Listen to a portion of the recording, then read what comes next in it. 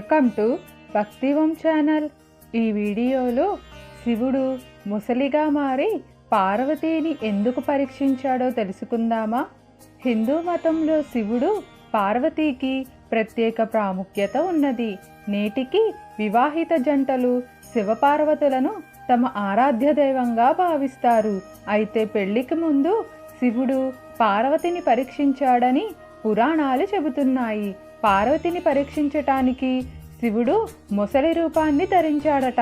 పురాణాల ప్రకారం తల్లి పార్వతి శివుడిని తన భర్తగా పొందటానికి తపస్సు చేస్తున్నప్పుడు దేవతలందరూ శివుని వద్దకు వెళ్ళి పార్వతీదేవి కోరికను మన్నించమని వేడుకుంటారు.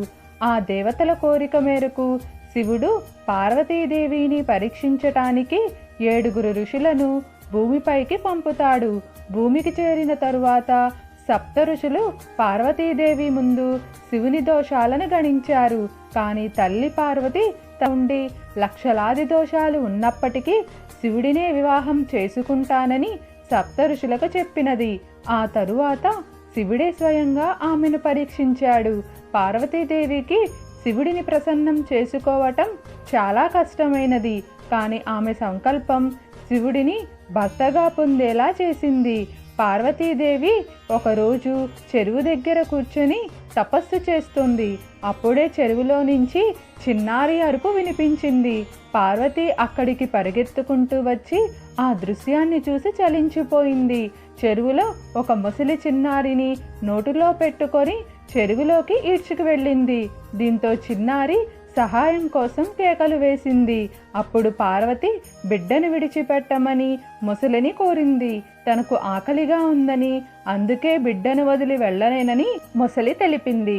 అప్పుడు పార్వతి పిల్లవాడిని వదిలేస్తే నువ్వు ఏది కోరితే అది దొరుకుతుంది, శివుడి తపస్సు వల్ల లభించిన వరాన్ని ఇస్తే బిడ్డను వదిలేస్తానని ముసలి చెప్పింది.